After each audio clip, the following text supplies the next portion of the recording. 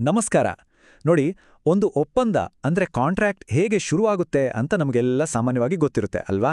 ಆದ್ರೆ ಅದು ಕೊನೆಯಾಗೋದು ಹೇಗೆ? ಬನ್ನಿ, ಇವತ್ತು ಒಪ್ಪಂದಗಳ ಅಂತ್ಯದ ಬಗ್ಗೆ ಇರುವ ಕೆಲವು ಇಂಟ್ರೆಸ್ಟಿಂಗ್ ದಾರಿಗಳ ಬಗ್ಗೆ ಮಾತಾಡೋಣ. ಹೌದು, ಪ್ರತಿಯೊಂದು ಕಾಂಟ್ರಾಕ್ಟ್ಗೂ ಒಂದು ಆರಂಭ ಇದ್ದೇ ಇರುತ್ತೆ.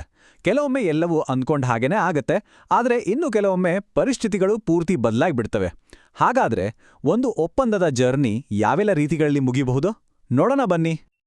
ಮೊದಲನೆಯದಾಗಿ ಎಲ್ಲರೂ ಬಯಸೋ ಒಂದು ಬೆಸ್ಟ್ ಎಂಡಿಂಗ್ ಬಗ್ಗೆ ಮಾತಾಡೋಣ.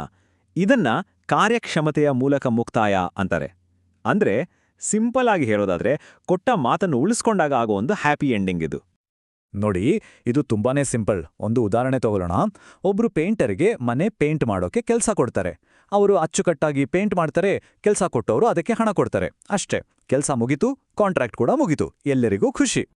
ಸರಿ, ಆದ್ರೆ ಕೆಲವೊಮ್ಮೆ ಪ್ಲಾನ್ಗಳು ಬದಲಾಗುತ್ತೋ ಅಲ್ಲ? ಆಗೇನ್ ಮಾಡೋದು?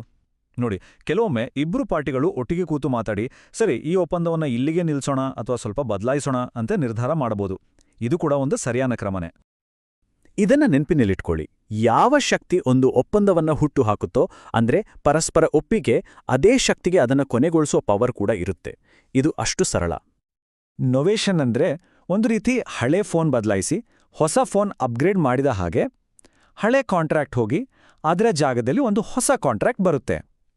ಆದ್ರೆ ರಿಸೆಷನ್ ಅಂದ್ರೆ ಫೋನ್ ಪ್ಲಾನನ್ನೇ ಕ್ಯಾನ್ಸಲ್ ಮಾಡಿದ ಹಾಗೆ. ಅಲ್ಲಿಗೆ ಕಥೆ ಮುಗೀತು, ಯಾವುದೇ ಬದಲಿ ಇರೋದಿಲ್ಲ. ಈಗ ಸ್ವಲ್ಪ ಅನಿರೀಕ್ಷಿತ ಘಟನೆಗಳ ಬಗ್ಗೆ ಮಾತಾಡೋಣ. ನಮ್ಮ ಕಂಟ್ರೋಲ್ನಲ್ಲೇ ಇಲ್ಲದ ಕಾರಣಗಳಿಂದಾಗಿ ಒಂದು ಒಪ್ಪಂದವನ್ನ ಪಾಲಿಸೋದಕ್ಕೆ ಆಗದೆ ಹೋದ್ರೆ ಏನಾಗತ್ತೆ? ಕಾನೂನಿನಲ್ಲಿ ಇದನ್ನೇ ಫ್ರಸ್ಟ್ರೇಷನ್ ಸಿದ್ಧಾಂತ ಅಂತ ಕರೆಯೋದು. ಭಾರತೀಯ ಒಪ್ಪಂದ ಕಾಯ್ದೆಯ ಸೆಕ್ಷನ್ 56 ಹೇಳೋ ಪ್ರಕಾರ, ಯಾರು ಊಹಿಸದ ಒಂದು ಘಟನೆಯಿಂದಾಗಿ ಒಪ್ಪಂದ ಪಾಲನೆ ಮಾಡೋದು ಅಸಾಧ್ಯವೇ ಆಗ್ಬಿಟ್ರೆ ಆ ಒಪ್ಪಂದ ಶೂನ್ಯವಾಗುತ್ತೆ. ಹಾಗಾದ್ರೆ ನಿಜ ಜೀವನದಲ್ಲಿ ಇದರ ಅರ್ಥವೇನು? ಯೋಚನೆ ಮಾಡಿ. ಒಂದು ದೊಡ್ಡ ಸಂಗೀತ ಕಾರ್ಯಕ್ರಮಕ್ಕೆ ಹಾಲ್ ಬುಕ್ ಮಾಡಿದ್ದಾರೆ. ಆದ್ರೆ ಕಾರ್ಯಕ್ರಮದ ಹಿಂದಿನ ದಿನ ಆ ಹಾಲ್ ಆಕಸ್ಮಿಕವಾಗಿ ಬೆಂಕಿ ಬಿದ್ದು ಸುಟ್ಟೋಯ್ತು. ಈಗ ಆ ಕಾರ್ಯಕ್ರಮ ನಡೆಸೋದು ಅಸಾಧ್ಯ ಅಲ್ವಾ? ಇದೇ ನೋಡಿ, ಫ್ರಸ್ಟ್ರೇಷನ್ಗೆ ಒಂದು ಪರ್ಫೆಕ್ಟ್ ಉದಾಹರಣೆ. ಅಥವಾ ಇದನ್ನ ನೋಡಿ, ಒಂದು ರಾಜಮನೆತನದ ಮೆರವಣಿಗೆ ನೋಡಕ್ಕಂತಾನೇ ಹೋಟೆಲ್ ರೂಮ್ ಬುಕ್ ಮಾಡಿದ್ದಾರೆ, ಆದರೆ ಕೊನೆ ಕ್ಷಣದಲ್ಲಿ ಆ ಮೆರವಣಿಗೆನೇ ಕ್ಯಾನ್ಸಲ್ ಆಗಿಬಿಡುತ್ತೆ. ಈಗಲೂ ಆ ರೂಮ್ ಬಳಸ್ಬೋದು, ಆದರೆ ಅದನ್ನ ಬುಕ್ ಮಾಡಿದ ಮೂಲ ಉದ್ದೇಶವೇ ಇಲ್ಲವಾಗಿದೆ. ಇದನ್ನು ಕೂಡ ಫ್ರಸ್ಟ್ರೇಷನ್ ಅಂತಾನೆ ಪರಿಗಣಿಸಲಾಗುತ್ತೆ. ಆದ್ರೆ ಒಂದು ಎಚ್ಚರಿಕೆ: ಕಾಂಟ್ರಾಕ್ಟ್ನಿಂದ ಲಾಭ ಕಡಿಮೆ ಆಯ್ತು ಅಥವಾ ಖರ್ಚು ಜಾಸ್ತಿ ಆಯ್ತು ಅನ್ನೋ ಕಾರಣಕ್ಕೆಲ್ಲ ಇದು ಅಪ್ಲೈ ಆಗಲ್ಲ. ಅದನ್ನ ಬಿಸ್ನೆಸ್ ರಿಸ್ಕ್ ಅಂತಾರೆ. ಒಪ್ಪಂದವನ್ನ ಪಾಲಿಸೋದು ನಿಜವಾಗ್ಲೂ ಅಸಾಧ್ಯವಾದಾಗ ಮಾತ್ರ ಈ ಫ್ರಸ್ಟ್ರೇಷನ್ ಅನ್ನೋದು ಅನ್ವಯ ಆಗುತ್ತೆ.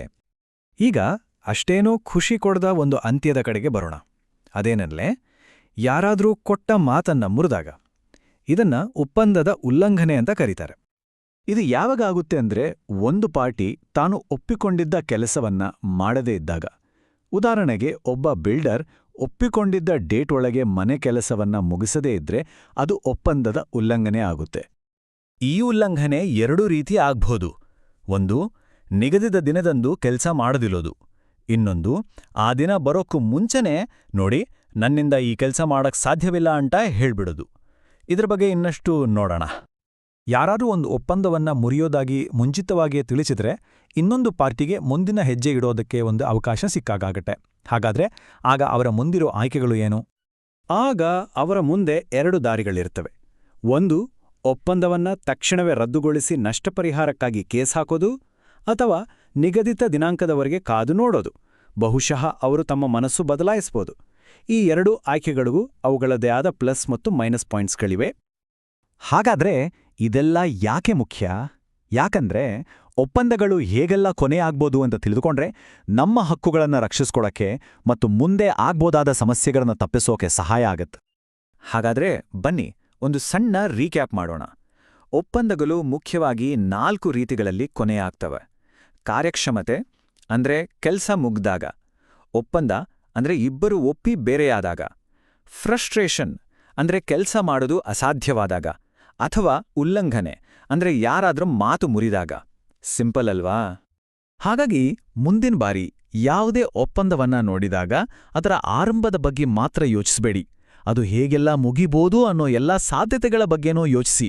ಇದು ಮುಂದಿನ ದಿನಗಳಲ್ಲಿ ಬರ್ಬೋದಾದ ಎಷ್ಟೋ ತಲೆನೋವುಗಳಿಂದ ನಮ್ಮನ್ನ ಪಾರು ಮಾಡ್ಬೋದು.